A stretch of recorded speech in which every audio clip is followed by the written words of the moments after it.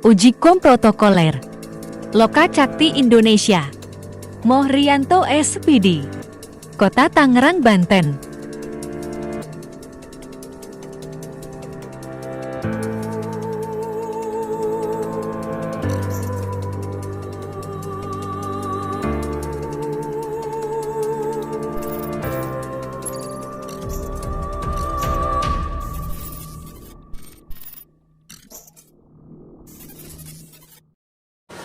Assalamualaikum warahmatullahi wabarakatuh. Selamat pagi, salam tangguh Ujikom Loka Cakti Indonesia. Nama saya Muhammad Rianto, utusan dari Kota Tangerang, Provinsi Banten.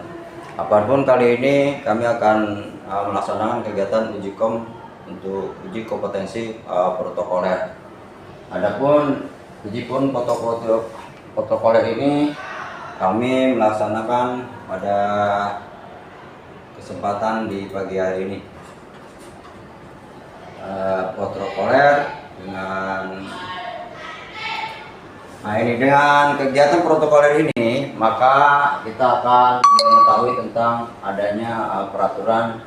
Adapun maksud dan tujuan kegiatan protokoler ini adalah protokoler dalam serentak ataupun dalam acara menegakkan aturan resmi yang meliputi dalam kegiatan tersebut. Adapun kegiatan ini Undang-Undang Republik Indonesia Nomor 8 Tahun 2007 tentang protokoler dan peraturan pemerintah Nomor 62. Dan di situ tentang mengenai tata upacara dan tata kehormatan baik protokoler.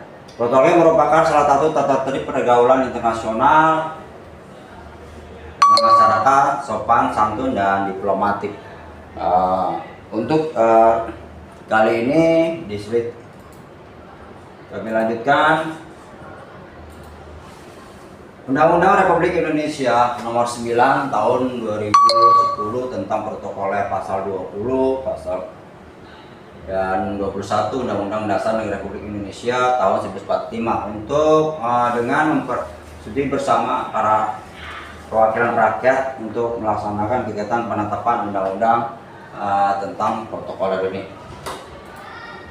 Bab 1 itu tentang pasal dalam undang-undang yang dimaksud dengan protokoler adalah serangkaian kegiatan yang berkaitan dengan aturan dan acara kenegaraan ataupun acara resmi yang meliputi tempat, terus tata penghormatan dan sebagai bentuk penghormatan kepada seorang sesuatu dengan jabatan, kedudukan atau negara, pemerintah ataupun masyarakat. Dan juga untuk tamu-tamu di Indonesia. Selanjutnya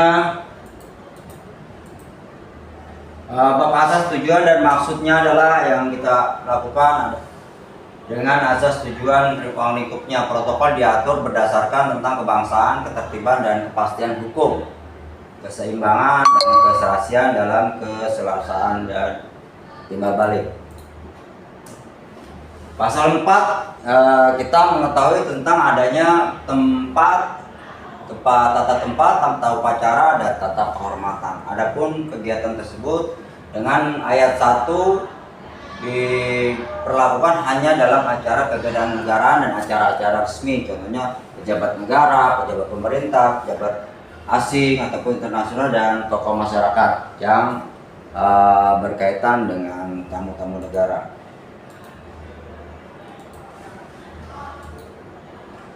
Tata tempat pasal 8 pejabat negara, pejabat pemerintah, perwakilan ataupun negara-negara asing ataupun organisasi internasional, tokoh masyarakat tentu dalam acara kenegaraan ataupun acara resmi dalam tepat sesuai dengan pengaturan dan tata tempat.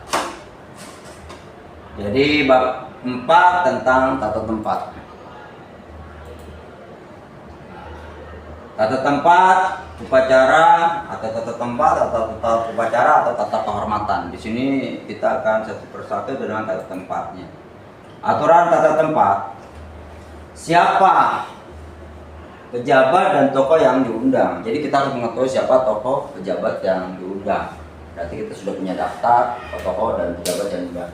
Komitmen atau komitmen, lihat konfirmasi terhadap orang-orang yang diundang kepada kita, dan kehadiran pejabat siapa yang akan hadir ke tempat kita pada saat kita mengadakan kegiatan-kegiatan keresmian kenegaraan ataupun kegiatan-kegiatan protokoler ini. Lanjut nomor 3, kita membuat susunan daftar nama, ranking, aturan sesuai dengan tinggi rendahnya jabatan. Jadi jabatan di atas, ke bawah, lanjut sampai dengan ke bawah. Itu jadi kita mempunyai ranking urutan sesuai dengan tinggi rendahnya jabatan. Lanjut, kita akan kita seleksi kembali siapa saja yang hadir pada saat nanti kegiatan tersebut. Nah, di situ siapa yang tidak hadir. Nah, itu nanti kita buat absen. Strip absen, dan selanjutnya yang ketiga adalah siapa yang mewakili. Jadi kalau tidak hadir, siapa yang mewakili ini. Jadi bergantian untuk mengetahui tentang siapa saja yang tidak hadir dan siapa yang mewakili. Gitu. Nah, di sini kita memberikan ranking dengan dasar konfirmasi kepada kehadiran, bukan pada dasarkan daftar undangan. Jadi yang hadir undangan kita berikan, tapi mereka tidak hadir, ya beda lagi. Dia datang, terus kita bikin ranking siapa nomor 1, nomor 2, nomor 3. Nah, yang paling tinggi ataupun yang paling besar, yang paling tinggi jabatannya, itu yang kita atur nanti sampai serendah. Dasar dalam pembuatan ranking diatur dengan tata tempat untuk pusat. Untuk pusat itu pasal 9 Undang-Undang Nomor 9 2010. Nah, ini kita pengaturan tata tempat dari tingkat pusat. Pengaturan tata tingkat pusat ada presiden, wakil presiden, mentan presiden, ketua presiden, dan selanjutnya sampai dengan bupati dan wali kota. Dan ini kita susun data tadi, kita susun nama-nama apabila nanti dalam suatu kegiatan besar, event-event besar, ataupun dalam kegiatan pejabat-pejabat negara. Jadi ada tata peraturan perundang-undangan atau pengaturan tata tempat di tingkat pusat di kenegaraan. Lanjut, urutan tata tempat di tingkat provinsi beda dengan negara. Terus kita kembali ke bawah adalah tingkat provinsi. Nah, tingkat provinsi yang pertama di atas tentu uturan adalah 1 adalah gubernur, wakil gubernur, mantan gubernur, dan selanjutnya yang sampai dengan kepala bagian pemerintahan di provinsi, kepala bagian divisinya diatur dengan tatanya sesuai dengan daftar hadir nanti. Lanjut, untuk aturan tata tempat di kabupaten kota. Di kabupaten kota, baik kabupaten maupun kota. Seperti saya kan di kabupaten kota Tangerang. Ya, diatur dengan pasal 11/9/2010. Nah, disinilah kita dapat mengatur pengaturan tata tempat di tingkat kabupaten atau kota, ketentuan dengan urutan bupati, wakil wali bupati, mantan bupati, ketua bupati, wali kota, dan sampai ke bawah, dan sampai camat serta jabatan eselon, camat, dan sampai dengan lurah pejabatnya. Ya, kita susun dengan baik sesuai dengan dapat ranking, dan bagaimana nanti penyusunannya sampai dengan masuk. Ada dari 1 sampai dengan terkecil, itu saja.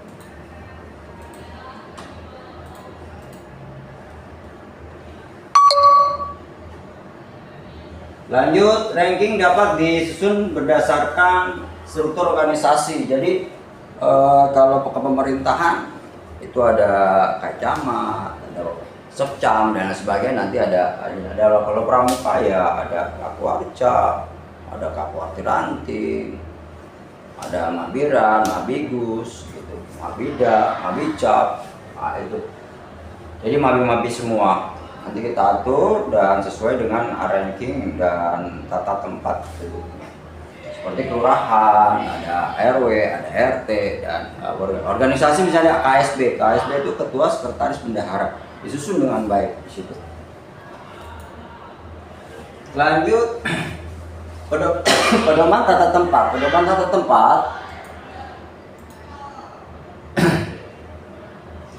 orang yang berhak mendapatkan tata urutan pertama. Tata urutan pertama tempatnya ini, strateginya seperti ini. Misalnya pintu di sini, tata tempat ya dalam kegiatan urutan dalam urutan berbanjar ya, manjang, jadi manjang. Tinggi dalam mereka urutan paling depan atau memenuhi. Jadi nomor 1 jadi nomor 2, jadi manjang. Nomor 1, nah ini nomor 2. Jadi seperti ini. Misalnya di sini ketua, di sini wakil. Urutannya seperti itu. Nah, untuk bersab, kita coba bersab. Nah, di sini jika berjalan di posisi yang berada di sebelah kanan, kedudukan lebih utama dibandingkan sebelah kiri. Berarti kanan 1, 2, 3. Berarti di beda nanti. Jadi kedudukannya sebelah kanan itu lebih tinggi gitu. 1, 2, nah di sini. Jadi ini ketuanya, di sini wakilnya. Ataupun lebih rendah lagi, di sini wakil bupati, ini wakil bupati. Di camat, wakil camat sekecamatan. Jadi seperti itu. Jadi kalau di di kegiatan kesakaan ada mabisaka, pinsaka, pimpinan saka, dan di bawah majelis bimbingan saka. Lanjut, jika ganjil, ganjil kan 3 gitu. Jadi posisi di tempat duduknya beda juga. Nah, seperti ini, 1 ada di tengah, menghadap ke sini, 1 di tengah, mungkin nanti akan kelebihan 2, 3. Jadi kayak wiper, ya. 2 dan 3. Kalau ketua, sekretaris, bendahari, ketua, bendahari. Jadi ini nomor 1 duduk di kanan, nomor 2 kembali dari kiri, kembali lagi. Ini posisi 3. Nanti posisi 4 kembali lagi 4 di sini, semuanya di sini. Oke. 1. Kalau ini dari posisi menghadap meja. Jadi ini pintu. Pintu di depan. Nah, ini nomor pertama adalah ketuanya, jadi melihat pintu. Nah, ini yang nomor di bawahnya. Tadi dia menghadap ke pintu. Jadi kelihatan seorang pembicara ataupun seorang yang paling tertua ada di paling nomor 1. Nah, ini menghadap meja, mejanya di tengah, lanjut ada di nomor 2 di belakangnya pintu. Nah, ini depan. Jika pintu keluar berada di samping, maka ditempatkan paling jauh. Jadi kalau misalnya ketuanya ya jauh, nanti bisa sini, jangan di sini naruh ketuanya. Jadi luar. Yang paling jauh pintu keluar lebih utama dibandingkan pintu keluar. Berarti lebih jauh dari pintu utama. 1. Nah, berarti kan pertemuan nih antara gubernur dengan gubernur, antara ketua dengan ketua, antara camat dengan camat gitu. Nah, lanjutnya wakil camat dengan wakil camat. Nah, di sini. Nah, seperti ini. Jadi bersab, berbanjar. Ini bersab kalau menghadap dengan pintu. Nah, jadi nomor 1 dia bisa melihat langsung, nanti bisa keluar bergantian. Ya. Selanjutnya kita bisa mengetahui tentang nah, kalau ini dengan kegiatan rapat yang dilakukan dan menerima tamu yang jabatannya selevel. Jadi selevel seperti ini. Tetap kalau tamu dihormatilah pada tuan rumah misalnya, ini menghormati kepada tamunya sama gitu. Nah, ini baru masuk, maka ke sini ketuanya saling bergantian. Ya, contohnya gubernur dengan gubernur, wali kota dengan wali kota, direktur dengan direktur, ketua dengan ketua. Jadi sepadan gitu. Tetap pintu ada di depan, dan mengarah ketua ini melihat ke pintu. Jadi ketahuan siapa pergerakan-pergerakan yang ada di kegiatan rapat, kegiatan meeting-meeting besar, ataupun kegiatan-kegiatan yang ada di kantor dan kegiatan di pemerintahan. Apabila menerima tamu yang jabatannya tidak selevel, maka pengaturnya dikembalikan disesuaikan tinggi rendahnya jabatan. Tidak selevel tinggi rendah jabatannya. Jadi tiga kita mengetahui jabatan dia apa gitu. Nah seperti ini sama. Nah, gini sama kayak gini. Jadi ini MOU apabila ada pertemuan, tanda tangan, penandatangan prestasi ataupun kegiatan-kegiatan yang kerjasama sifatnya bersama, tetap tamu dapat tuan rumah menghormati tamu. Nah tanda tangan di sini MOU apa kerjasamanya dan rapat ataupun mendatangi apapun yang dilakukan dengan penandatanganan.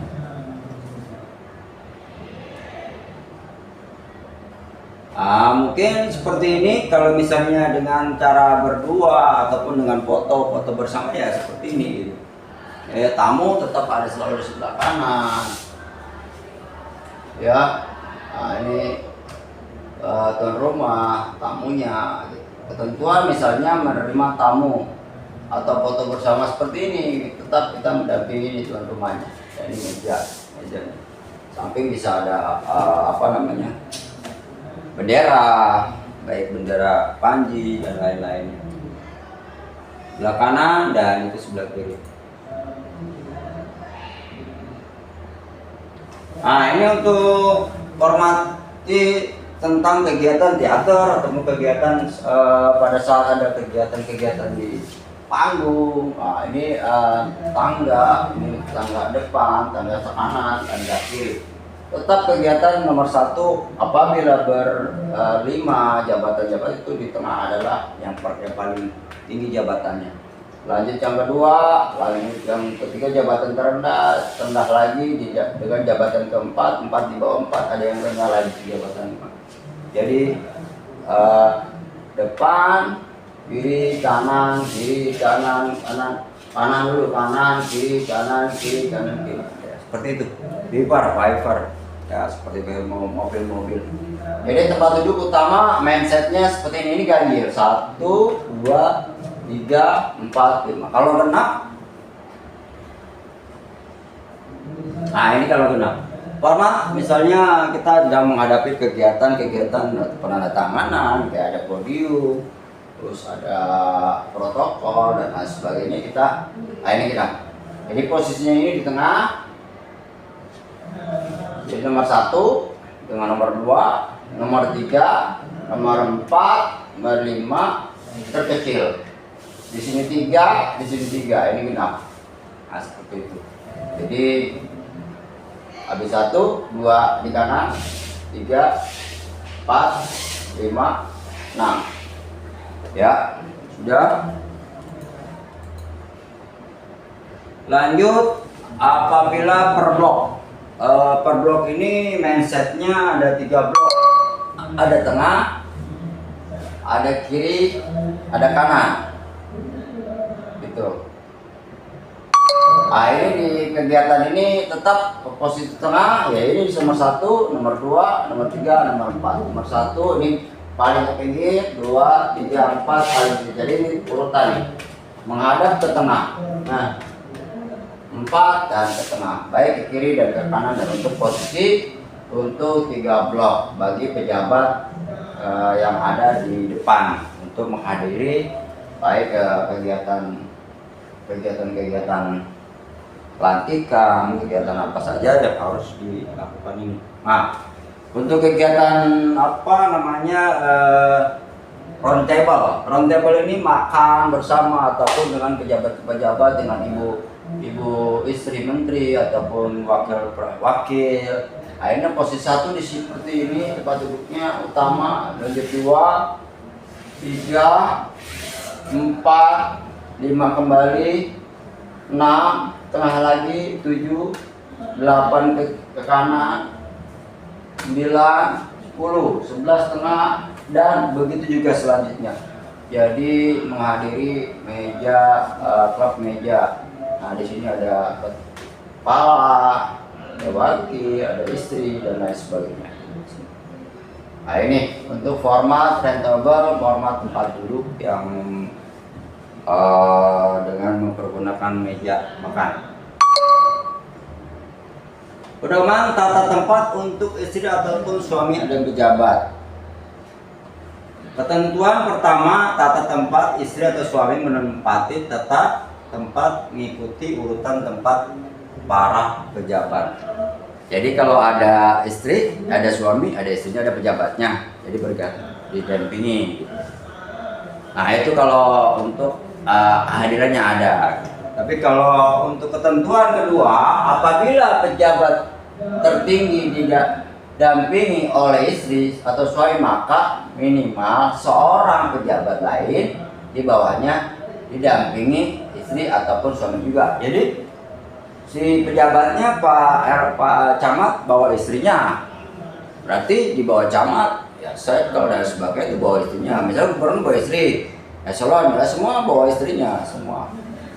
Apabila dia duduk di satu tempat, terus ditempatkan tempat gubernur tidak datang tapi istri datang, tidak boleh istrinya itu duduk di tempat gubernur gitu. Apabila wakil gubernur bawa istri, istrinya harusnya istrinya datang tapi istrinya tidak datang, tapi yang lain tidak, istrinya tidak bisa untuk menempatkan tempat wakil gubernur ya. Jadi nanti mindsetnya ada namanya petugas khusus gitu. Ketentuan ketiga adalah ketika pejabat tertinggi hadir tepat didampingi istri suaminya, maka pejabat lain di bawahnya tidak didampingi oleh suami. Apabila ketuanya, gubernurnya tidak bawa istri, dia yang bawahnya nggak usah ikutan gitu. Jadi biar nanti ada acara lain, mungkin istrinya nanti ada acara kegiatan di tempat lain, tapi tetap dalam posisi, tapi memang tidak hadir gitu. Tapi kalau misalnya mereka hadir ya ikutin sama, jadi selaras, dia mengikut, ketua mengikut ya. Oke. Ada kasus nih, jika istri pejabat di bawahnya terlanjur hadir, maka posisi seakan tidak sedang mendampingi suaminya. Jadi ini si suami ya kan tidak hadir, nah itu jadi bergantian, tepat bergantian. Terus suami tidak hadir ya nggak boleh tempat seperti tadi saya katakan, tidak menempatkan tempatnya itu, dan suaminya tempatnya pun terpisah, pisah, tidak mendampingi suaminya atau sesuai dengan mindset yang dibuat. Lanjut, pedoman tata tempat bagi pejabat yang mewakili. Nah ini dia yang mewakili, misalnya ada camat, wakil camat, sekcam, sekretaris, ada ketua, wakil ketua. Nah di sini selagi tidak ada ketentuan yang bahwa undangan tersebut tidak dapat diwakili, ya nggak boleh diwakili. Kalau misalnya diwakili, jadi ada ketentuan di situ. Nah, tata tempat pejabat diwakili tidak otomatis digantikan oleh pejabat yang diwakili. Misalnya disuruh diwakilin camat, itu ada tempat duduk camat, ya jangan didudukin gitu. Terus ada duduk gubernur, diwakili dengan wakilnya ataupun selain dari wakilnya eselon misal. Nah, itu dia boleh duduk di tempat gubernur, di tempat yang lain karena gubernur tidak datang. Tata tempat yang mewakili menempat tempat sesuai tata tempat yang sesuai, yang mungkin kalau sekarang kan ditulis-tulis ataupun kasih karena baru tempatnya. Tata tempat apabila dihadiri beberapa yang sederajat itu selevel. Nah, leading sektor, ini mengatur kegiatan-kegiatan leading sektor itu mengatur ini yang salah, ini tolong ini. Nah, ini tolong laporan ke saya, itu leading sektor. Jadi yang kalau yang ini adalah yang sederajat gitu ya. Jadi yang sederajat tadi selevel. Jika tidak ada yang menjadikan leading sektor, maka pengaturan berdasarkan urutan resmi. Urutan resmi itu ya absen. Sesuai tadi yang ada presiden dan sebagainya urutannya. Penyambutan baik tamu atau melepas kepergian tamu undangan pejabat. Nah, contoh seperti ini. Tamu baru datang. Namanya line, spring line kedatangan. Tamu datang pejabat, turun. Maka yang pertama pejabat yang paling tua, yang paling tinggi, di bawahnya. Ini paling pertama sebelah kanan. Kedatangan tamu terhormat berada di sebelah kanan, pejabat yang menyambut berarti di sebelah kanan. Apabila pintu dibuka, nah ini datang tunggu dan kita salaman, kita kalungin dengan bunga ataupun indra mata. Lanjut pejabat yang menyambut yang paling tinggi, pejabat paling dekat dengan kendaraan tamu terhormat. Dari paling tinggi ini di sini. Jadi ketemu tamu, langsung bersalaman, ya. Jadi itu yang kita lakukan dalam kegiatan. Lanjut selesai kegiatan udah selesai, maka dia akan kembali, yaitu refilling line kembali ke kepergian tamu. Dia baliklah, tamunya akan kembali naik mobil, dijemput dengan ajudannya. Maka tetap sebelah kanan kembali lagi sebelah kiri, berganti kanan lalu ke kiri, kembali dari kiri ke kanan. Pada saat nanti kendaraan tamu terhormat berada di sebelah kiri, maka kembali jabat menyambut. Nah berarti nomor 1, nomor 2, nomor 3, nomor 4, nomor 5. Berarti sebelah sini yang paling rendah, lanjut terakhir paling tinggi. Pejabat menyambut yang paling tinggi, paling dekat dengan kendaraan tamu terhormat. Berarti selesai salaman, masuk ke mobil, meninggalkan tempat. Ya, ini tadi sebelah kiri, lalu sebelah kanan. Bedanya, nah sini ya. Ya, untuk wedding terima tamu ini kedatangannya. Ini kepulangannya. Jadi seperti ini kepulangannya untuk kedatangan tamu dan kepulangan tamu. Minimal sudah dibuat sketch seperti ini.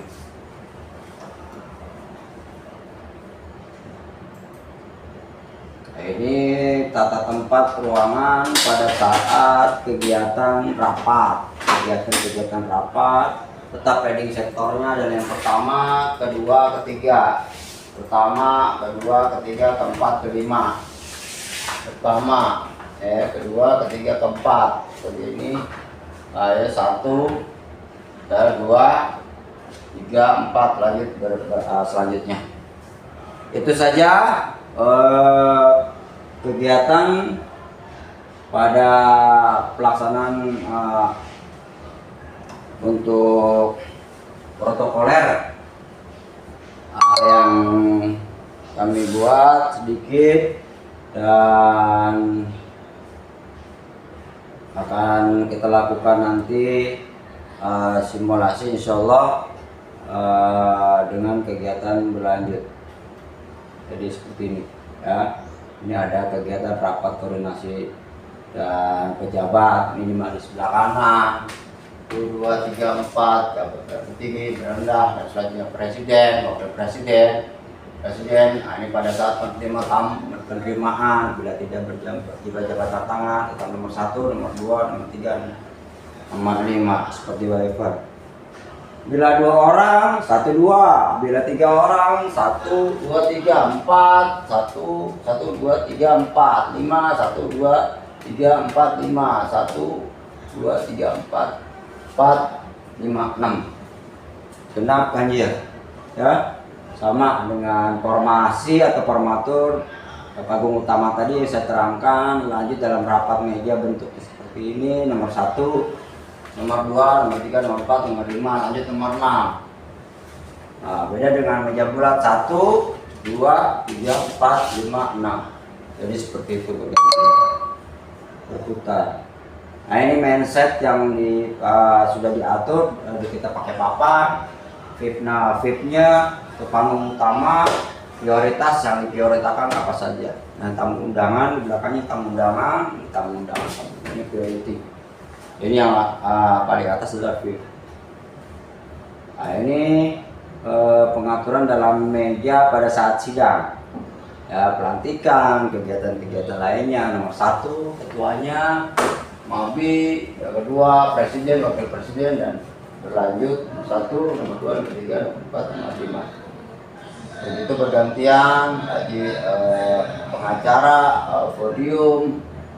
Nah, di sini kita melakukan peserta-peserta yang akan dilantik ataupun para pejabat-pejabat yang akan dilantik di sini. Ya, itu. Lanjut untuk tetap genap. Ini genap sama seperti tadi saya katakan. Ini natalis benar 1, 2, 3, 4, 5. Ini akan dilantik. Oke. Untuk panggung, ini panggung seperti tadi di berapa start tadi ada 3 blok, ini 4 blok. 1, 2 tapi intinya berdua-dua. 1, 2 ya kan. 3, 4, 5, 6, 7, 8 panggung dan mic. Nah, seperti ini volumenya. Itu saja uji kompetensi Lokasakti Indonesia.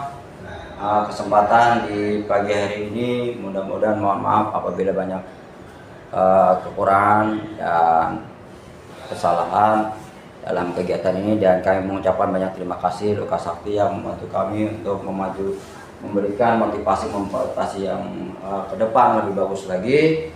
Mudah-mudahan Lokasakti tetap selalu sukses dan berkibar terus untuk menjadikan pendidikan yang berguna untuk para generasi maupun para pemuda-pemuda Indonesia. Kurang lebihnya mohon maaf. Bitaufiq wal hidayah. Assalamualaikum warahmatullahi wabarakatuh. Terima kasih. Selamat. Terima kasih. Lokacakti Indonesia. Mohrianto SPD. Kota Tangerang, Banten.